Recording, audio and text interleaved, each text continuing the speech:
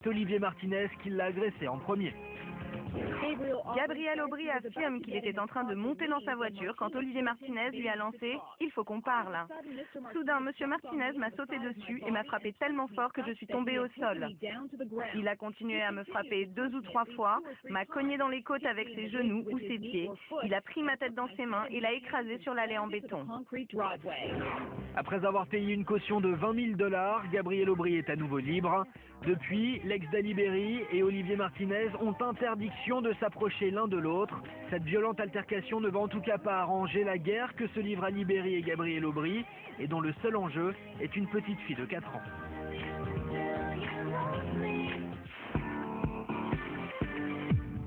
Ensuite, je vous propose d'accueillir nos deux invités, Dimitri et Priscilla, nous rejoignent de l'île des Vérités, 3, 2 d'ailleurs, non pas 3. Bonsoir à tous les deux, merci d'être avec nous. Vous êtes dans l'île des Vérités, ça fait beaucoup parler cette émission, ça cartonne également sur Énergie 12. C'est pour savoir, oui. Est-ce qu'il y a encore du monde qui va venir parce qu'après j'ai plus de place. C'est pour savoir si ensuite je dois partir chez moi, si c'est une façon de me dire. Écoutez, pour tout vous dire, on a demandé à Jean-Paul Baudecroux de pouvoir élargir un peu, mais on n'a pas les moyens pour l'instant. D'accord. Donc on est très à l'aise, on est très bien. Ça va bien. Dimitri, Priscilla, vous faites l'île des Vérités, vous êtes ce qu'on appelle des anonymes, c'est-à-dire on ne vous connaissait pas avant. Pourquoi vous avez décidé de faire cette émission, Dimitri? Pour ma part, j'ai été pas mal sollicité pour faire quelques émissions de Mais télé. pourquoi vous? Pourquoi moi? Parce que je dois avoir le physique qui correspond, je dois avoir la personnalité qui correspond également. J'ai donc été beaucoup sollicité pour faire des émissions que j'ai toujours déclinées. Ouais. Et j'ai été séduit par le projet de l'île des Vérités, on va dire, pour le côté caritatif, le cadre, etc. et pour l'expérience humaine. Et voilà. Priscilla? Moi, j'étais pas du tout, j'ai pas été sollicitée, ça a été un pur hasard sur les réseaux sociaux. J'étais pas très emballée au début parce que j'avais un peu peur de participer à ce genre de programme, et puis les choses de la vie ont fait que je me suis dit, allez, je me lance, pourquoi pas, c'est Tahiti, c'est Mooréa, c'est... Et ça fait rêver. Et ça fait rêver, exactement. Alors, ça a très vite été assez chaud entre vous, quand même, enfin, il s'est passé quelque chose, il y a eu un feeling. Entre nous deux? Ouais. On a été très amis au début. Au départ, il y a eu un vrai... d'une relation Mais d'amitié. c'est vrai ou c'est du pipeau? Non, Ah non, c'est vrai. Bon, On a eu c'est pour les caméras, non? Non, pas du tout. Au début, il y avait vraiment une relation d'amitié. Voilà, Pure et simple, c'est instauré. Ouais. Et au fur et à mesure de l'aventure, C'est on a beau. appris à se découvrir. Non, mais Ah ouais, non, c'est bon, attendez. Je retiens mes larmes, là, c'est... Non, Ouais, c'est ça. Sinon, je pense que tout le monde a vu, ça se serait fait tout de suite. Ouais. Ce qu'il y a eu, c'est qu'on était très amis. On a pris notre temps. Ça a mis combien de temps? Ça a mis... Ça a mis 2 bonnes semaines. Oula, ah ouais, c'est énorme. Non, mais 2 bonnes semaines, Voilà, 2 bonnes télé-réalité où on est représente, tous... Maman, ils sont ensemble? Oui. Les uns avec les autres. Et regardez, on a même le petit bisou pour vous, c'est merveilleux, regardez. Il est hors de question pour moi de te voir pleurer, de te voir souffrir, de te voir être triste. Ce que je t'ai dit aujourd'hui tout à l'heure par rapport au jeu des vérités, etc., je le pense. Après, moi ce que je veux, c'est te rendre heureuse, que tu sois bien, et peu importe ce que peuvent penser les gens, personne m'empêchera de te voir ou d'avoir une relation avec toi, c'est certain. Ok?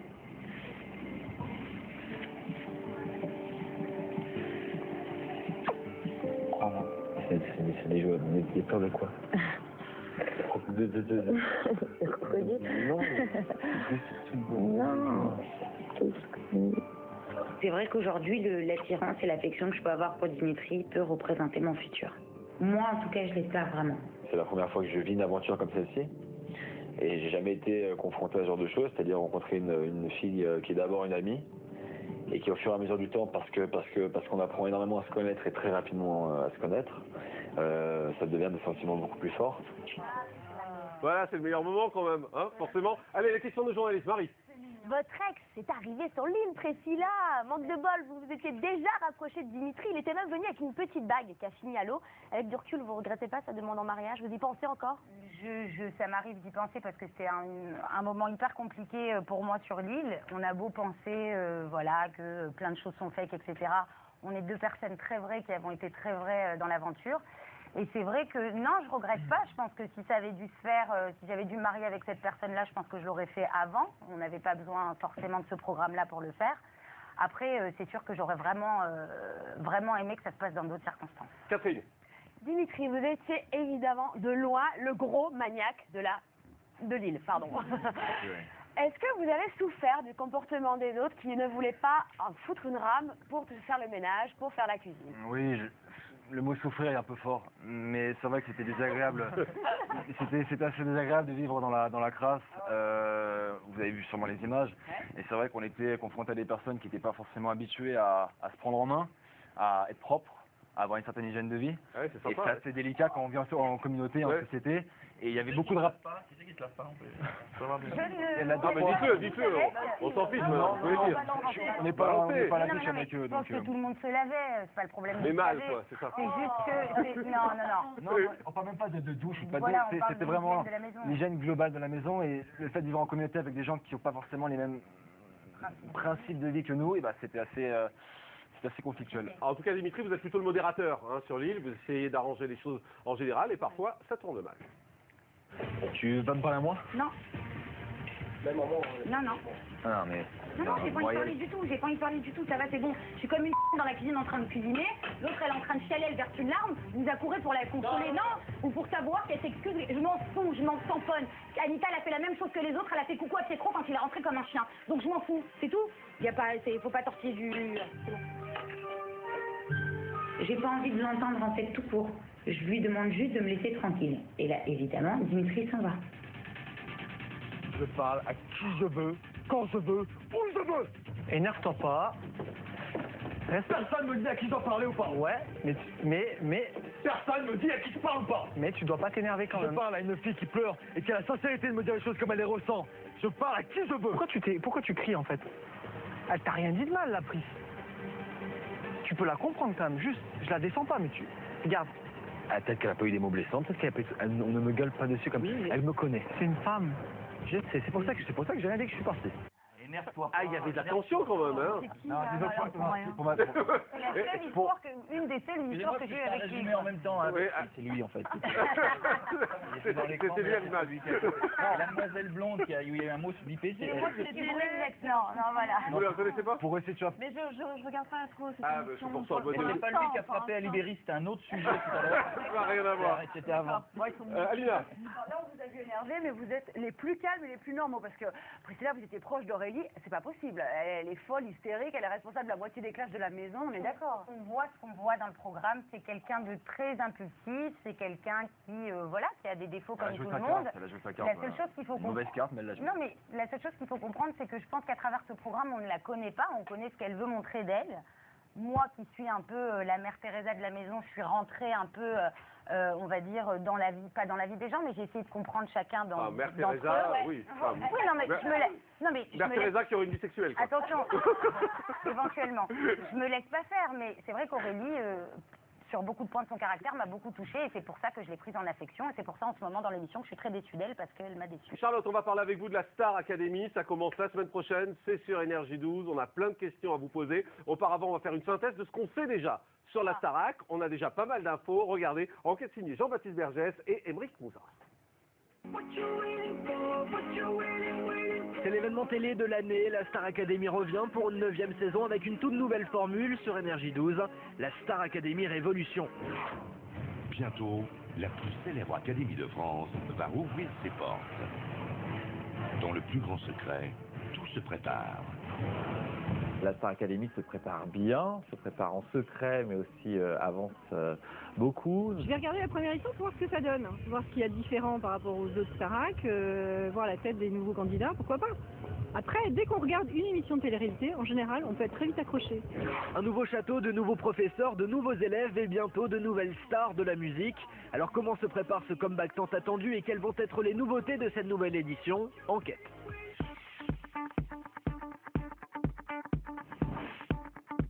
La Star Academy, le télécrochet à succès qui a fait les beaux jours de TF1 pendant presque 10 ans.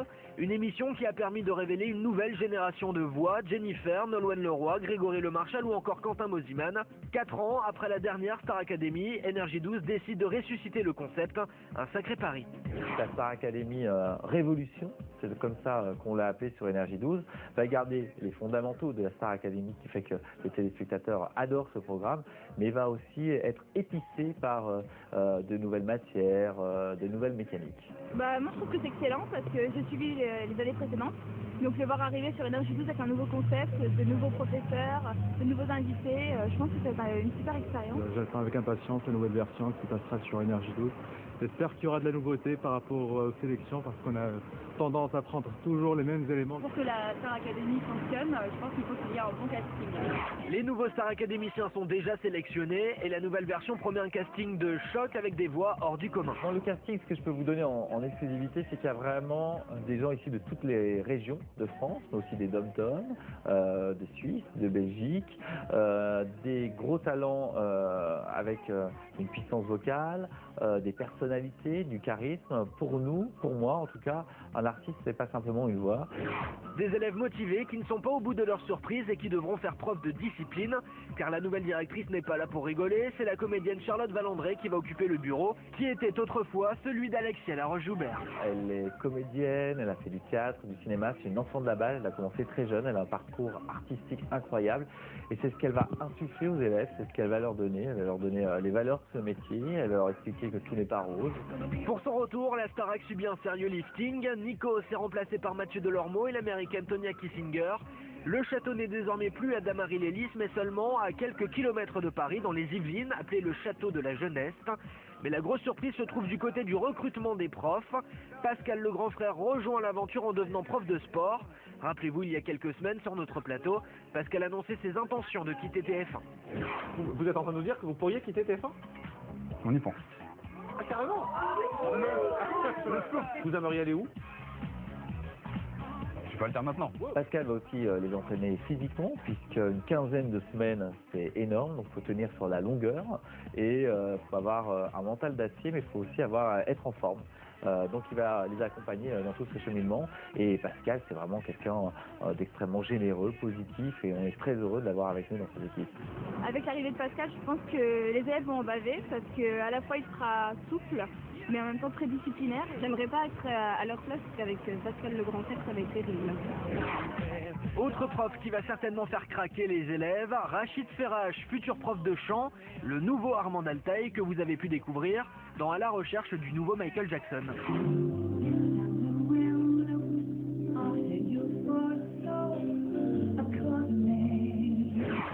Dans la Starac Révolution, vous pourrez toujours suivre les aventures des élèves au quotidien, leur évolution et leur coup de gueule, grâce aux 50 caméras installées dans le château. Chaque jeudi, de gros primes prévus avec des invités internationaux et une nouveauté pour le show. Cette année, les candidats devront chanter en groupe et leurs performances seront décisives pour la suite. Dans la Star Academy Révolution d'Énergie 12, la mécanique va un petit peu évoluer au cours des semaines et c'est vrai que les artistes ne vont pas simplement interpréter individuellement leurs chansons, ils seront également en groupe et différents groupes s'affronteront pour proposer au public différents tableaux. Et on les verra en solo, mais aussi en groupe. Et ça nous semblait important parce que un artiste doit savoir tout faire. Et pour cette nouvelle version, la Starac installe une nouvelle matière, le cours de gestion d'image. On voulait leur expliquer également ce que sera leur métier après, si jamais ils gagnent ou si jamais ils ne gagnent pas. En tout cas, qu'est-ce que le métier des médias, de la musique, de l'entertainment. Et c'est pour ça que nous avons créé cette nouvelle matière. Autre nouveauté, chaque semaine, un professionnel du showbiz sera présent tout au long du prime. Un véritable consultant, il donnera son jugement professionnel sur le show auquel il assiste. Et il pourra même juger les élèves. Un programme chargé pour les futures stars de la chanson. Rendez-vous le 6 décembre sur Énergie 12. Voilà, et Charlotte Valandré, donc, qui est la directrice... Non, ils n'ont pas tout dit, moi j'ai plein de questions à vous poser. Qui est la directrice de la Star Academy, est avec nous. Alors, je vais commencer par une question simple. Est-ce que vous pouvez nous dire ce soir combien il y aura de candidats? Oui, alors il y en a 14. Il y a 7 garçons et 7 filles. Ah, c'est moitié-moitié. Moitié à parité. D'accord, 14 candidats, 7 garçons, 7 filles. Est-ce que vous avez déjà visité le château? Oui, j'ai déjà visité le château, bien entendu. Il est comment à l'intérieur? Il est très chouette, très confortable, très design, plein de couleurs, du noir, du rouge, du vert. Et la salle de répétition est magnifique avec un piano noir, vue sur l'immense parc de ce domaine. Il y a 3 chambres. 3 chambres? Oui, il y a 3 chambres. Garçons, filles et puis je sais pas, et puis on ne sait pas. Ceux qui hésitent.